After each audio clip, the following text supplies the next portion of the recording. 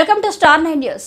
సత్యప్రభకు జై కొట్టిన పత్తిపాడు. ఎన్డీఏ కూటమి అభ్యర్థి వరపుల సత్యప్రభ తన సమీప వైఎస్ఆర్సీపీ అభ్యర్థి వరపుల సుబ్బారావుపై అత్యంత భారీ మెజార్టీతో నెగ్గడంతో అన్నవరం దేవస్థానం శ్రీ వెంకటేశ్వర స్వామిని దర్శించుకుని తిరిగి పత్తిపాడులో పార్టీ కార్యాలయాన్ని చేరుకున్న సత్యప్రభ అనంతరం స్వర్గీయ వరపుల రాజా విగ్రహానికి హారతిచ్చి పూలమాలలు సమర్పించారు. సత్యప్రభ విజయం సాధించడంతో అభిమానులు, పార్టీ శ్రేణులు, సన్నిహితులు అధిక సంఖ్యలో చేరుకొని బాణసంచా కాల్చి తీన్మార్ స్టెప్పులతో బలరాంపురం గ్రామ ప్రజలు ఆనందం వ్యక్తం చేశారు.